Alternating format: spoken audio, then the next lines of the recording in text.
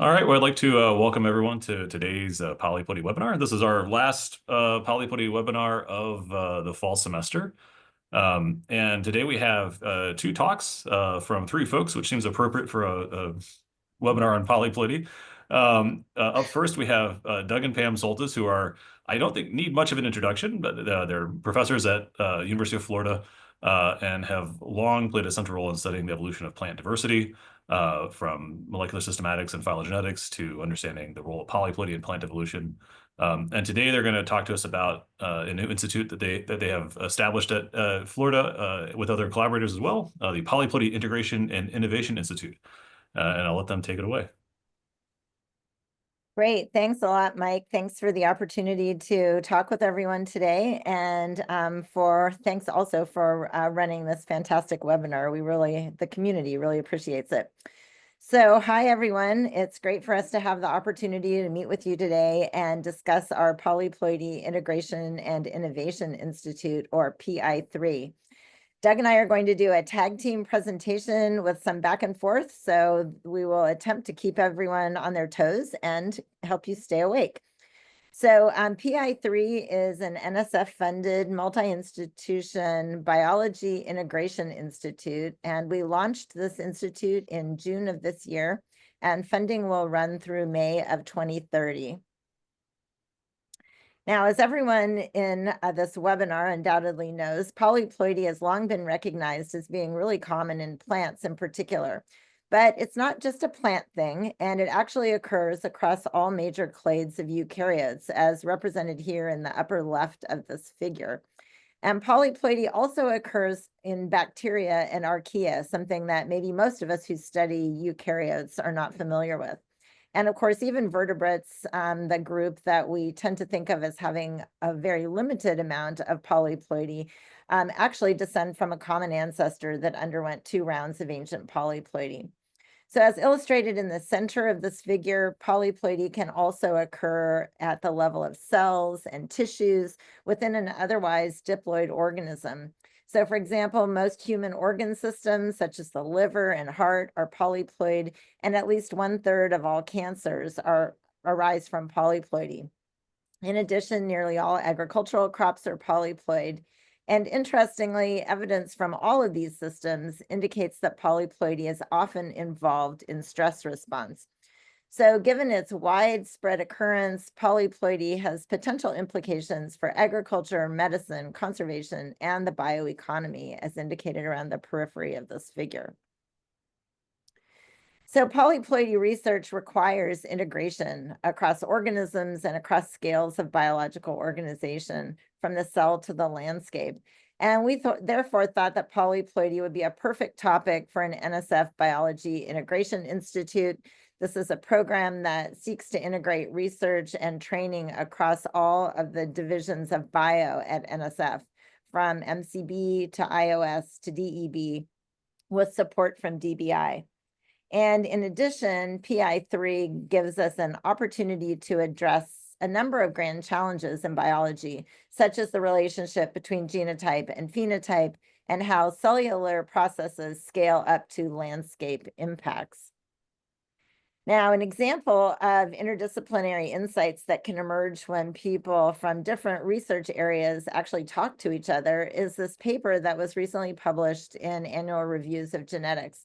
This paper was led by Don Fox, who's one of the co-PIs of PI3, and this had contributions from Doug and myself, as well as John Morris and Timur Baslin. And in this paper, we highlight how common polyploidy is at multiple biological scales, and we discuss some of the rules that are likely common to all instances of polyploidy. So this is just an example maybe of what we know before this Integration Institute really gets going. So our integrative approach in this institute will incorporate variation in ploidy with transcriptomics and proteomics, as well as controlled lab experiments and modeling across organisms and scales. And our goal is that this integration will ultimately lead to novel discoveries and much needed synthesis and information on innovation. And we hope to clarify whether or not there are rules that govern the processes and consequences of polyploidy, and if so, what they might be. So we'll use an integrated approach to span these scales, and this approach relies on 4 pillars. The first of these is coordinated research that involves parallel experiments across carefully selected foundational systems, and more on that in just a minute. The second pillar is development of new predictive theory through modeling. Data management practices that promote data sharing and also integration, both within the project and with the broader community. And finally, community engagement through scientific outreach and contributions from other systems. And this is where we hope that many of you will eventually come into play. And we'll return to this point in a few minutes. So our goal is to produce novel research about the roles, consequences, and innovations of polyploidy. But our integrated effort will yield much more than the sum of its parts, if all goes well, at least. The theory that emerges will be coupled with interdisciplinary education, training, workforce development, and outreach. And we hope that this new multi-institutional institute will lay a new foundation for community approaches to the study of polyploidy. And now let's take a deeper dive into these components, beginning with research. So the research goals of PI3 focus on nucleotypic effects. That is, those impacts that are due to changes in cell size associated with increasing ploidy. These changes may be beneficial or costly, and our goal is to determine if there's a universal response to increasing ploidy across scales, as well as across organisms. Now, the term nucleotype was coined by Mike Bennett from Kew in the 1970s to refer to the consequences of genome size variation on the developmental processes and life cycles of plants. In other words, he was interested in those conditions of the DNA that affect the phenotype independently of the information that's coded by the DNA itself. And a decade later, in this classic paper in American Naturalist, Don Levin addressed the ways in which nucleotypic effects could range from the cell to the landscape, with implications for novelty. And just 5 years ago, Jeff Doyle and Jeremy Coate revisited the topic in this excellent culture review in IJPS. And these nucleotypic effects form the foundation of the research goals of PI3. Now we're focusing our research on foundational biological systems that span the major clades of life. So our study organisms are yeast, Drosophila, Chlamydomonas, Arabidopsis, and duckweed. And experiments also span biological scales, from cells to tissues to whole organisms and to populations. Now, for consistency among systems, we've chosen to focus on autopolyploidy, but we hope to extend our findings to allopolyploids as well as time goes on. Now, we'll extend the results of these experiments to communities and landscapes with the goal of integrating across all scales to generate new theory. And this diversity of research will provide many opportunities for training. And I'll now turn things over to Doug to talk a little bit more about some of those goals. Hey, thanks, Pam. Hi, everybody. Thanks again, Mike, for doing these. Yeah, so there are a lot of training and education opportunities here that we hope that you will be interested in and take advantage of. One thing that we will develop are what we're calling these pure courses. These are polyploid undergraduate research experience opportunities. And so they'll provide undergraduates with broad research training, exposure to team science, career development opportunities. We'll recruit students nationwide. These will actually start next year, which is, so in the summer of 2025, there'll be workshops, some lab experiences, and these will also bring, we hope, new systems into the project, because it's going to be open to other research opportunities from students in other labs. Okay, so at the graduate student level, and also for postdocs, we have these things that we're calling TOPS, training opportunities in polyploids for graduate students. And again, the idea is there'll be a workshop expose people to interdisciplinary training. As you know, polyploidy is everywhere, but it's in tissues, organs, cancer. So it really crosses a lot of disciplines, and we want to get cross-training across these different areas. So there'll also be some international training opportunities because several of our labs are in Europe. Part of this whole program is to help train the workforce of the future, and that's something we'll mention again in our slides. Now, we also have these other opportunities that we call Grande. It's hard to come up with these acronyms, by the way. We spent a lot of time on these. Group research and interdisciplinary experience. So if you attended the Polyploidy meeting that was in 2023 here in Florida, that was a good example. What we're trying to do is, these are large signature conferences. You bring together people who are working on polyploidy across all of these different areas. We have presentations not just by leaders in the field, but by people who are starting out, by trainees. And so it's great for professional development. And we will have funding for several of those. Outreach is another big part of these programs. And so we hope to engage scientists, high school teachers, and the public. I've mentioned some of these. There'll be a lot of scientific communication opportunity, training opportunities, and I mentioned those large conferences.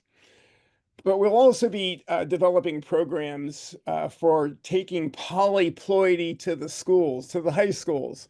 So in Florida and at the University of Pittsburgh, we will be working with high school teachers to develop programs. They will hope to reach 10,000 students in Pennsylvania, 30,000 in Florida through our Scientists in Every School program. And these are going to be classes that will be for high school students. Mainly, we'll disseminate these curricula nationwide, so anybody can use them. We hope others will use them. And again, those will start next year. So we're excited about that. More opportunities for outreach. I mean, really what you want to do here is get everybody engaged and realize how important polyploidy is. So we have other things that we're going to do, develop videos. We can work with museums to develop materials as well. But, there's so much that we can reach the public on through polyploidy. We know about crops, of course, but it's also involved polyploidy in various diseases, specifically some cancers. Okay, yeah, so again, just coming back to this whole idea of transforming the workforce through various opportunities, training. We'll be visiting minority institutions. We have events at SACNAS and Abrams. If you don't know what the last one is, that's actually the annual biomedical research conference for minority students. So trying to show how we're getting into the medical areas here. And again, we talked about our reach with K-12 schools. Okay, so really, this is open to anybody who wants to be involved, but the people who are primarily involved in the project, and this point is PIs and co-PIs, we'll just go through the list. Here are some people, many of them you may recognize or know, but we're just spanning from cells to organs to ecosystems, organisms, ecosystems, through these, Pam mentioned Don Fox, who works on flies. Anna Selmalki works on yeast. So we've got a lot of different organismal diversity here. And I think we also have people who are working on proteomics, like Sishu Chen, and genomics and the transcriptomes, because we'll be looking at these various features in the actual research that Pam mentioned. Brad Barbazik will help with that. And then we have other people who are working on big scale informatics, like Rob Goralnik, as we take things to the ecosystem scale. We have a number of modelers involved because there's a modeling component to this as we try to make predictions about how polyploidy might operate as we go from cells to tissues to organisms to ecosystems. We have David Miller is going to be doing assessments to see how we're doing. And then we also have a number of people who are going to be linked with the schools I mentioned are taking this to develop curricula for schools. So we've got Rebecca Gonda, we've got Brian, and then we've also got Stephanie Killingsworth, who will be helping us take these to schools in Pennsylvania and in Florida. But again, those materials will be open to everybody. We've got a great advisory board. Some of these people I'm sure you recognize if you're on the plant side of things, like Jonathan, Wendell, and Andres, but also we have people who are spanning a lot of different research aspects, as well as outreach. Okay, so teamwork is a big part of this. And just partnerships. We're building partnerships to try to strengthen this whole institute. Teamwork will be a big part of what we're trying to do. Team science will actually have training workshops, and those are again to be open to everybody. We want people to participate, be involved. We'll work on these training workshops with AIBS. And they've been training people in team science for a while, but we'll work with that. We have other partnerships that will strengthen PI3, including that we see on the next slide.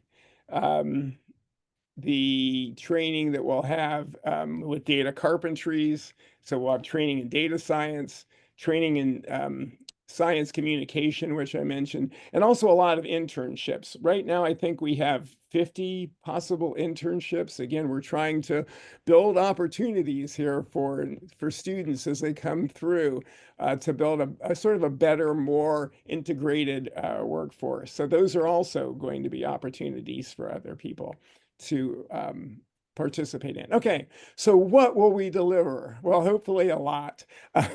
So one thing we hope to be able to do is address this question, are there rules to polyploidy? Now keep in mind, what we're really focusing on here is auto polyploidy in this proposal. But nonetheless, are there rules to polyploidy? And also other things that we'll do, how polyploidy scales all the way from cells to organs to organisms to ecosystems. We really, a big part of this project is new interactions among researchers. It's great, we're botanists, we love polyploidy, but let's work with other people across all these disciplines. And then extensions beyond biology, because polyploidy is actually part of the bioeconomy. And we're really behind Europe and China in that aspect.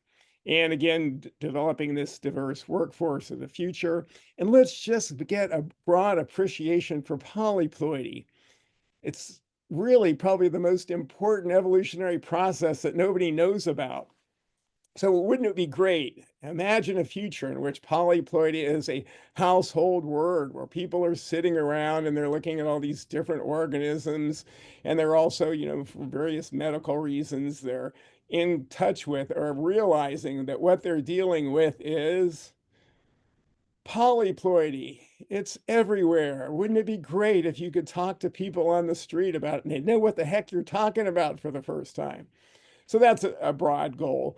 We'll also have a number of tangible products. So there'll be a number of new polyploid lines in yeast, and we're developing these now here in Arabidopsis here and with Adrian Roeder. And then also new bioinformatic tools and computational pipelines. And remember, there's going to be a lot of analyses here and a lot of pipelines that will be built, and those will be open to everybody. And yeah, I think that pretty much covers it. We're trying to build diverse trainees that are prepared to lead the future bioeconomy. That has to be a big project of these center proposals. So there'll be computing, problem solving, data management, team science, you name it, it's all there. And I think with that slide, I turn it back over to Pam to wrap things up. Great, thanks. And I'd like to just spend the last minute or so talking about possibilities for community involvement. So these 5 core organisms were chosen because they represent the diversity of polyploidy in nature, and they broadly cover much of the tree of life. But they were also chosen because of their strengths in polyploid biology at multiple scales, from cells to tissues to whole organisms, as well as because of the availability of molecular tools and population scale studies. But we hope to build on the knowledge gained from these model systems through collaborations with colleagues across the globe. And some of the additional systems are shown here. And these are reflecting the research interests of colleagues who have agreed to provide some additional support and collaboration throughout the timeframe of the Institute. And so what we'd like to do here is entice those of you in the audience today to join in further integration across species and scales by adding your own favorite species here to this list. So how will you do that? Well, that's sort of a good question because we are still in the process of building the collaborative platform. But what we're doing is designing and building a platform for community data sharing, training, and knowledge development. We're using a GitHub organization and teams approach to build these collaborative spaces where small groups can share data, tools, and other innovations. And then ultimately, we can link information and perspectives, tools, et cetera, all together. So this is still in the construction phase, but we hope to have at least a preliminary version available for test driving within the next 6 months or so. So with that, I'd just like to thank our entire team, plus the students and postdocs who have just recently joined the project. Special thanks to NSF and our institutions for funding, and thanks to all of you for your attention. And Doug will answer any questions you might have. Dream on, Pam. All right. Well, thank you for that. Yeah. Are there any, if there are any questions, please feel free to put those in the chat or pop on your video and go ahead and ask.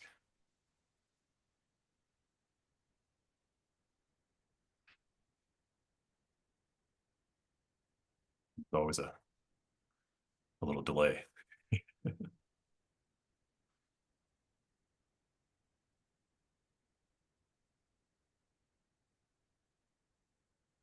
Well, I'll ask a real quick question. That's really cool. Are you planning to have any annual meetings, and when do you think those will start? If you for those kinds of conferences or institution meetings, these kinds of things that people like to call these now. Doug, you want to take that one or? Yeah, I mean, we're actually going to start. Thanks for asking about that. The workshops this coming summer. So, we should mention that there will be a website so you can begin to look for more information on the dates for that. For those, probably this first go around, we may combine the initial workshop, at least in terms of some of the lecture and materials presented, for both the graduate students and undergraduates, just the general exposure to all these different areas of polyploidy. But they'll start this summer. So, I mean, again, this is a great opportunity there. It's open to everybody. That's why we're here. So yeah, watch for those. Great, thank you. Yeah, now there's a few questions here. This is how it goes. So maybe, so Mike, one more quick response to your question is that we are planning to also probably on an annual basis, but not this coming summer, have symposia and potentially workshops that we have at, say, botany or ASPB, Right. some combination of different conferences as well. We just felt like we were not in a position yet to put out a symposium proposal for this coming year, given that I think they're due like any day, or they might have already been due. But yeah, I think they were due back in September. But I trust me, I understand this. Standing up these kinds of projects is there's a longer ramp than you think, or than you'd like, right? Yeah. So we just felt like we didn't want to try to commit to something that soon, but that's something that we will be doing in the future as well to, again, reach a broader community. Absolutely. All right, well, there's a few questions. I'll go ahead and read the first one here from Samuel Lamon. Are there going to be new job opportunities for students about to finish their PhDs? So I think all of the labs are hiring postdocs. They're scattered in terms of, or staggered in terms of when they're all going to be coming online. So some of the projects already have postdocs who have started, but some of the other labs will be hiring in the coming year. And so there may be opportunities. We'll be posting those on our website too. We're going to have the first version of the website up within the next couple of weeks. And we're still sort of debating on what the final like shorthand name for this is going to be. We wanted to just do pi3.org, but apparently that's taken by somebody, right. I don't know who, but it wasn't available for domain purchase. So so we're looking at like PI3 Institute, but we'll probably have some other shorthand ways to actually find us. So yeah, so hopefully we'll have that out soon, and we'll be able to post opportunities there. So thanks. Yeah, for let me address the second question there as well from Andre. Thank you for the nice presentation. Could you elaborate a bit more about opportunities for international cooperation? I think that'll probably come through the website as well as things get up and running. Doug, do you want to talk about Yeah, that? I mean, we'll be involved with 2 labs in Europe, Yves van der Peer, who many of you already know, and then there will also be an interaction, I think, with the Max Planck Institute where Paul is, so that will be more modeling oriented. So those are opportunities as well. Yes. Thanks for Yeah. asking about that. Yeah, so both of those labs, will have their students and postdocs. So this is Pau Formosa Jordan and Yves van der Peer again, as Doug mentioned. And there is funding for people from their labs to come to labs in the US and vice versa. But what we will also try to do is have some of our support for workshops and symposia take place at conferences that are in Europe as well.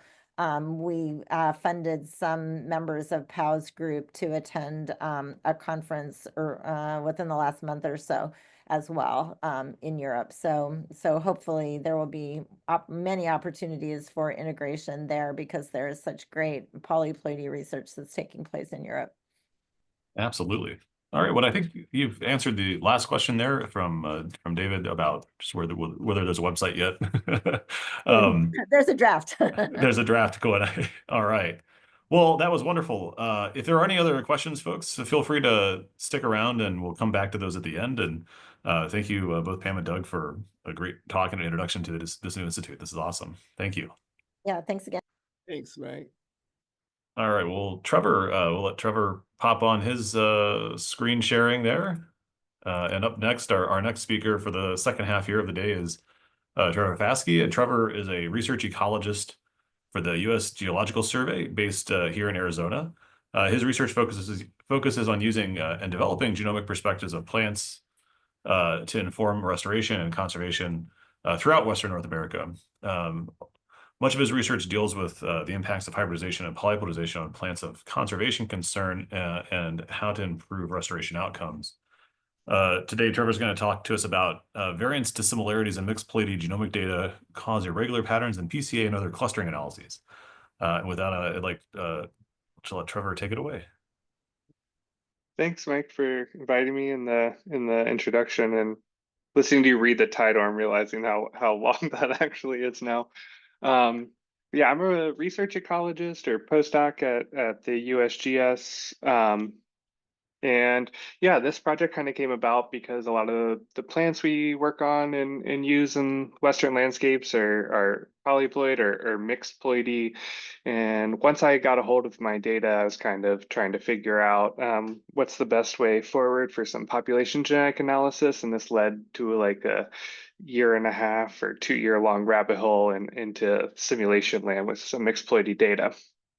So some advances in mixed-ploidy population genetics, I think I kind of classify them as these 3 major groups. One is just identifying ploidy, the next is variant calling and genotyping, and then finally population genetic analyses. And there's tons of tools in order to do this, and they kind of go in these steps here. And I think the area of focus I'm working on is population genetic analyses and these downstream effects once you actually get your data and identify ploidy. And there has been advances in this, and there's a few papers out there on the effects of mixed-ploidy data and how to effectively handle them and work on them.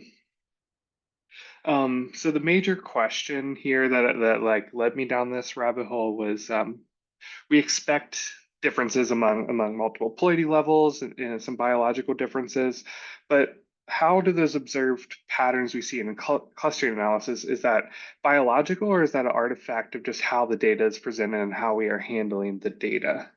So the objectives for this is I'm going to highlight different issues and identify the cause of these clustering irregularities that you'll see. And I'm going to use some simulations to show under different evolutionary scenarios, how that can affect things in ordination space. So one of the main goals in population genetics is just clustering or genetic relatedness. There's all these tools: structure, PCA, PCOA, DAPC. Here's an example of what that will look like in this graph species. PCA and structure, and you kind of, each color is a population, and we're kind of just getting an idea of population genetic clustering across the landscape here. And for this talk, I'm going to focus just on PCA and simulations within PCA, but I've done this in other things like structure as well. We see similar patterns, but yeah, I'm just going to mainly focus on PCA. Why principal components analysis works well with genetic data? It's because PC1 maximizes variance. So if you're looking at two variables, random variables, PC1 is going to be this axis here that maximizes variance across this data, and then PC2 is going to be orthogonal to that. And this is really commonly used in population genetics and in this like famous paper, and it shows that human populations here, this is a PCA of human populations, and it basically maps perfectly back onto geography here. And so we can see these major axes of variation and how this correlates to the geographic pattern of all of Europe.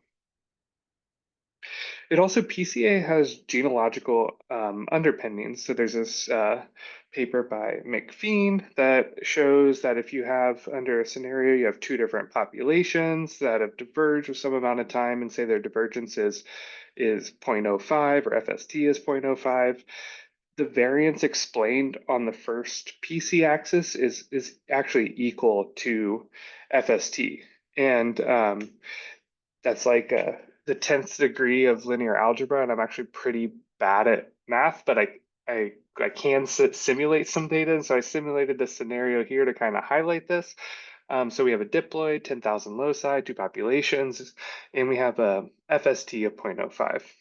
And you can see that the percent variance explained on the first principal components axis is actually equal to FST. So PCA with some mixed-ploidy data. And again, for the remainder of this talk, I'm going to be simulating data. This is all simulated data, and I'm going to be using diploids and tetraploids for this.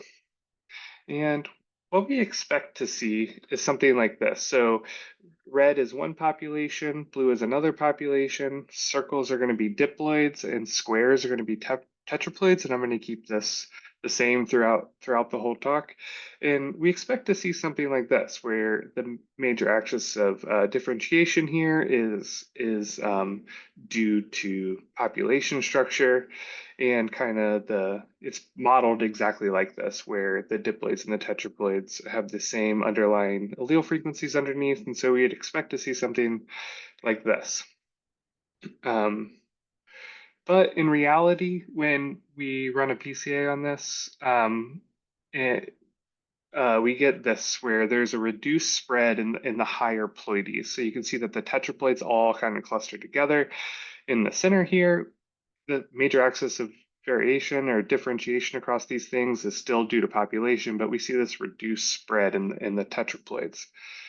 And this has also been shown in other papers. If you look at this PCA from this paper here, you can see that all the tetraploids kind of cluster centrally here, where the diploids have like a much wider spread.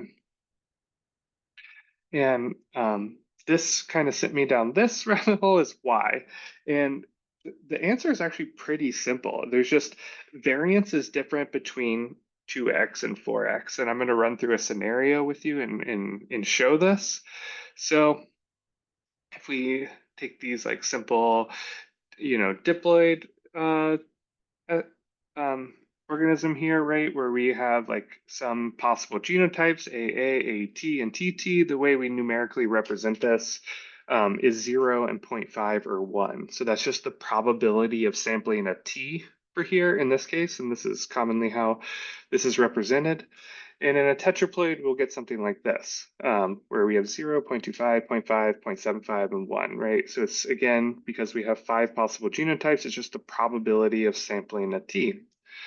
And it comes down to this. We have one option for a heterozygote in a diploid, and we have 3 options for a heterozygote in a tetraploid.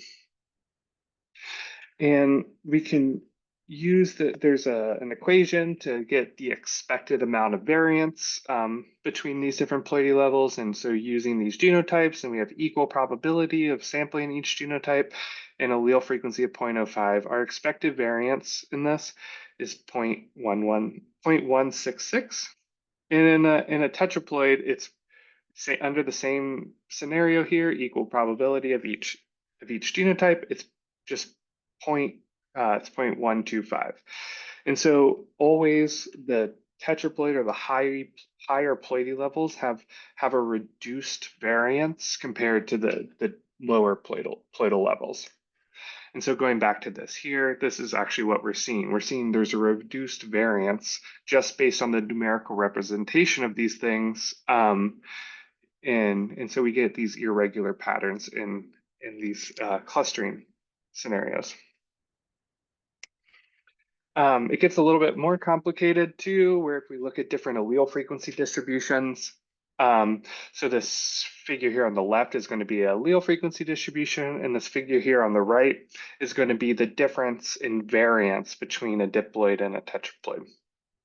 And under different allele frequency distributions, we get different effects on variance. So again, there's going to be more variance going up this way in this figure on the right.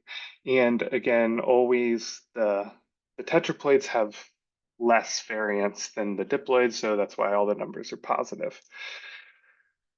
So if we look at the scenario I had in the previous slides, where we have equal probability of sampling any genotype, and there's a mean allele frequency of 0.5. That's when the variance difference is maximized between these things.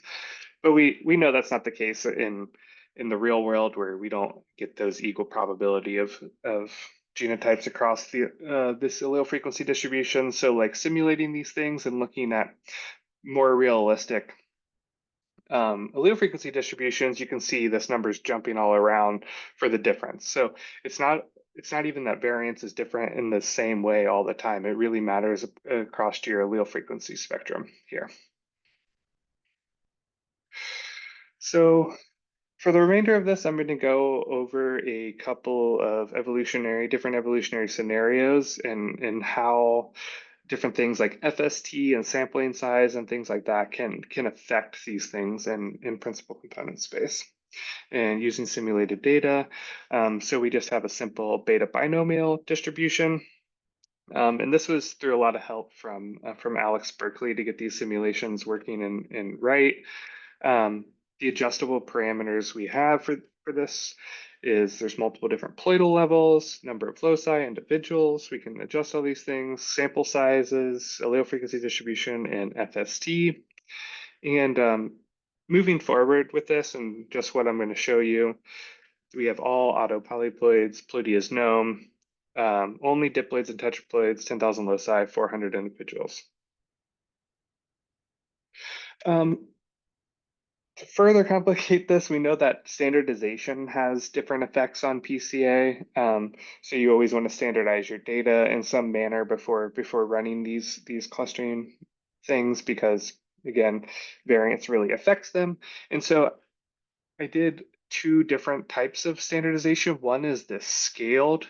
So that's just the 0 and 1 thing that I showed you before. And the other one is going to be just a normal Z-score standardization. And you can see that under these things, there's different expectations of what could happen. So in this I'm calling this one equal range, and you can see the numerical representation of what that will look like down here. where it goes from 0 to 1. We see that reduced spread or that reduced variance. In this one, variance is equal here on the right, but we see that the range is different and the numbers are different, and you see there's this separation between the diploids and the tetraploids within the same population, and this is not what we want either.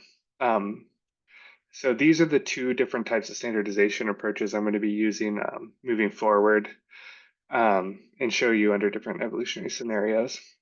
The first one we're going to do is this high population differentiation. So there's an FST of 0.3. And on the left, we have our scaled, and on the right, we have our z-score. And the scaled actually looks pretty good, right? Where like each population kind of all clusters together like you would expect it to. There's maybe some reduced spread in the tetraploids, but we still get an idea of general population structure here.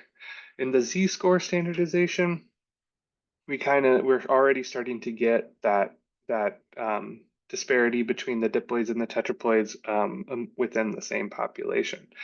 So if you were to just look at this, you'd be like, wow, the scaled actually works pretty well, but this doesn't hold true under all scenarios. So if we just look at a low population differentiation, something like 0.5, we see kind of the opposite thing actually. So again, in here, all the tetraploids kind of cluster in the center with the diploids spread all around. And then over here in the z-score standardization, we kind of, it kind of looks okay, right? Where you see the major differentiation here is among the populations, and they kind of all cluster together. So this just goes to show that you can kind of deal with this in some way, but it doesn't always hold true for every evolutionary scenario. And the final thing I'm going to run through is a realistic, I'm calling realistic sampling. So unrealistic is, I've been showing, is that there's multiple ploidy per population. I know this is true for some species, but in a lot, there's usually not multiple ploidies, and they wouldn't have the same underlying allele frequency distributions anyways. And so that's what this is over here. And so now I'm going to show you where effectively for half the populations, I just remove, for one half of the populations, I remove the tetraploids, and the other half of the population, I remove the diploids. And that's what happens here on the right. You can see that all the diploids are kind of on the outskirts of these PC axes where the tetraploids all cluster together. So again, these are the exact same data. I just removed half the individuals, and you can see how this vastly changes the topography of this PCA here. Finally, one potential solution, and I did not come up with this, Alyssa Phillips came up with this, or has been working on this, and this is just a slide I took from her, is this single read genotyping potentially doesn't bias by ploidy. And this, I think she ran this in ANKS. I think this is a parameter in ANKS that you can run, and you can see kind of a similar thing on the left here to what I've been showing earlier, where you get this disparity between the diploids and the tetraploids. But under this single read genotyping process, you kind of get that they all line up and look pretty good. So this is a potential avenue worth exploring moving in the future as a remedy for this. Conclusions. Oh, I guess this is timed. Need more sorry about that. Need more simulation studies focusing on downstream effects of mixed-ploidy and PopGen. Kind of what I've been doing for my empirical data has just been using multiple different standardization approaches and looking at different patterns and how that affects clustering in different space. So I think if you do a lot of these things, you can kind of get an idea of what's actually going on and what's actually real and what's actually the type of data you're using is biasing it. Use approaches focusing not focused on partitioning or maximizing variance, potentially exploring the single read genotyping. Also, another potential solution is straight to allele frequencies might be helpful, but you lose that individual resolution that you have. And Yeah, this is I want to thank Shelly and Alyssa a lot for helping me out with this throughout this whole process. And yeah. All right. Well, thank you so much, Trevor. That was a really awesome talk. Yeah, as always, folks should feel free to put their questions in the chat, or feel free to pop on your audio and video and ask. And it usually takes a minute or two.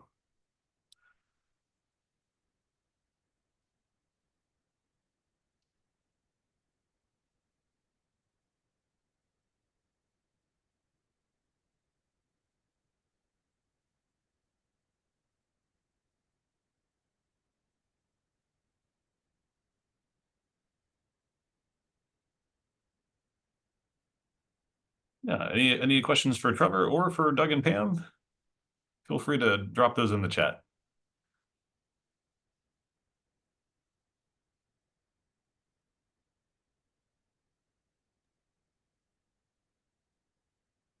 I had a real quick question I'll go ahead and ask while other folks are getting their thoughts together. So, and I was making notes at the beginning. So this is the clustering you're showing is mostly for auto polyploids, right? This is a little bit different. I was just thinking about this will be fairly different actually for allos. What does the variance look like in that case? I guess it just depends on how much disomic inheritance is there, right? Yeah. Yeah, I think I was, at least with this, I was just like trying to focus on like like the simplest possible way, Right. just to see if like I could come up with an answer that is like reasonable for me to go forward. Yeah, but I don't know. Yeah, it So would let's ask exactly. about the most difficult way. So Yeah, right. right. But no, like I've worked on trying to incorporate allopolyploidy into this a little bit, but yeah, then it just complicates it so much more. But there's probably an answer somewhere to this, and yeah, I don't know where it is, but Yeah. No, that's exciting. It's exciting though to see and to see these simulations and these things confirmed here. It's like Wonderful. Pam has a question in Nope. there, Mike, and it's kind of along the lines of what I was saying. If you increase the number of alleles, since an auto can have more than two, do you get a better? What does that do?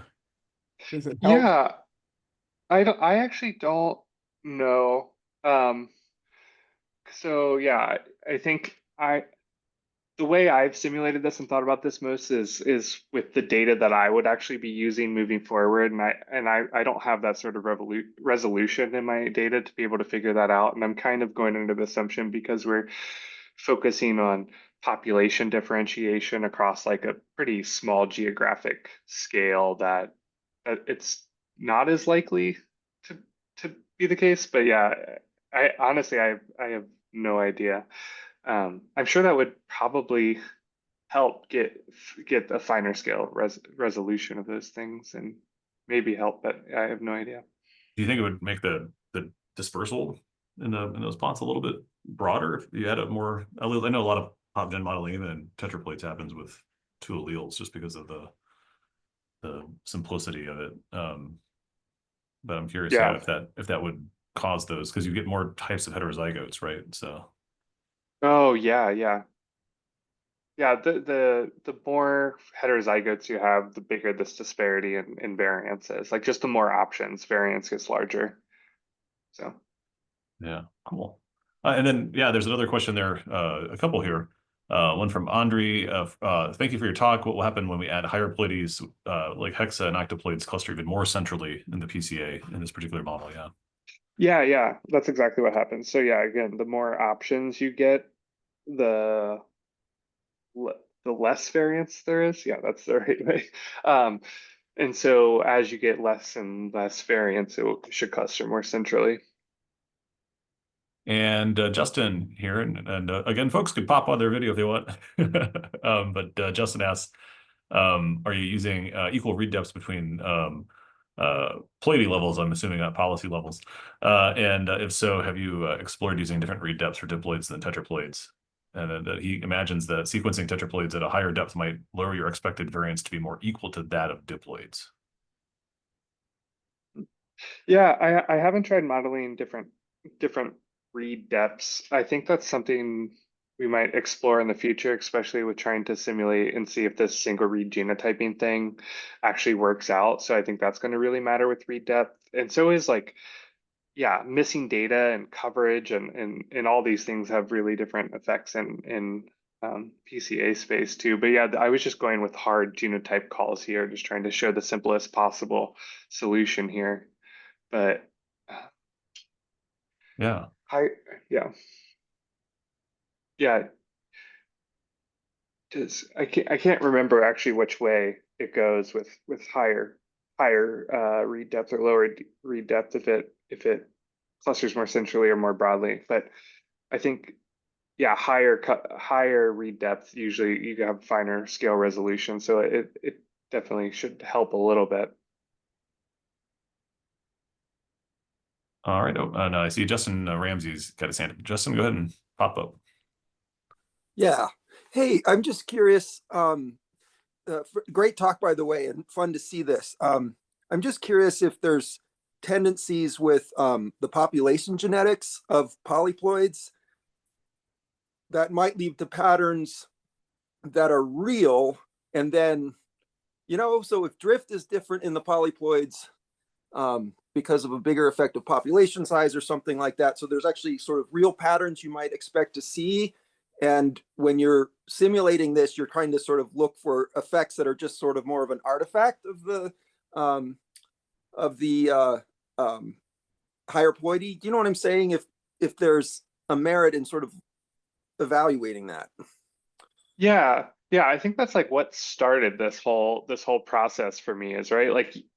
Like even in my like expected example that I had, you wouldn't actually expect that in nature, but like because of everything that you just said, and there is some merit that these things are differentiated and due to tons of different evolutionary processes. But yeah, I think I was just trying to see what I would expect for this under the just in data if we modeled them to be perfect and see if we could somehow account for that in some way, like how wrong are them and can we account for it in some way so we can actually get the real evolutionary like topology of these things. And so yeah, that was kind of the goal, and then now I'm lost.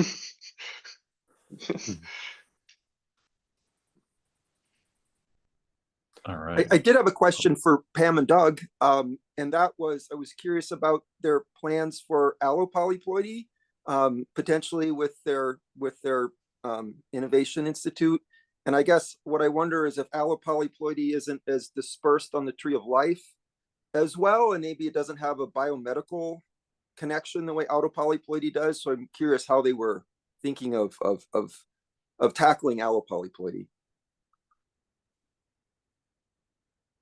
Yeah, I mean, I can go ahead and start. I mean, we in tackling polyploidy, auto and allo was just too much. And I think we could do something much more concise that was manageable around the theme of auto polyploidy. Of course, we love allo polyploidy, but working that into a set of experimental designs for this round was just too much. I mean, it was. And in fact, when you think of the people who were reviewing it, some of them didn't know much about polyploidy, it was clear. So that would have been, you could just tell that just focusing on one thing, what are the immediate effects of doubling the genome was a much clearer sell and approach. But we agree, we love allopolyploidy. And, there's a chance of continuing this theme as an institute. So I think that would be a great next step. For example, what happens now is you start merging, different genomes. Yeah. And this allowed us also to bring in endopolyploidy, of course, which is so important. And that is all just, same genome, cellular, tissue level stuff. So yeah, that's why we kind of left the organismal allo out there. Thanks. Makes sense. Yeah. Yeah, I don't think I have anything to add. I thought I was going to add the endopolyploidy, but Doug added that on as well. So yeah, so thanks for the question. I actually have some, I have some questions about whether nucleotypic effects are, are the same in an allo as an auto even, just like sort of at that very basic level. I think a comparison of that would be super interesting. So Mhm. I don't know. Yeah, there's a long way to go to try to make these things parallel, I think. I would do the same thing, start simple and then go more complicated. No. Yeah. Thanks. Yeah. Cool. All right. Well, I think that looks like it's probably all the questions. I don't see anything else popping up in the chat. And yeah, well, let's go ahead and wrap it up there. And I really appreciate both Pam and Doug coming out and talking to us today, as well as Trevor. These are really wonderful talks, and it's exciting to hear all this really cool stuff that's happening in the polyploidy community, and new energy and new focus here with this new institute. I want to go ahead and just look ahead and say for our next Polyploidy webinar will be we're going to be February 5th, so taking a break here for the holidays and the new year. And since we've been doing this the first Wednesday of every month, I think many of us will be unavailable early in January. And so we'll pick it up in February with Charity Gogoritz and Christophe Roche. I think telling us a bit more about the polyploidy and sour cherry story, potentially, and herbarium specimens revealing cryptic invasions of Polyploidy centaurus stoba in Europe. So some new interesting genomic talks and herbarium specimen-based talks on polyploidy coming up in 2025 in February. So look for those emails and announcements to go out on Blue Sky later in January, of course. As always, it'll be the first Wednesday of the month, so February 5th. So put that on your calendar if you'd like. But again, I'd like to welcome or thank everyone again for participating today, and I hope everyone has a great end of the semester here and a great break. And I'll see everybody in the new year. All right, thank you. Thanks.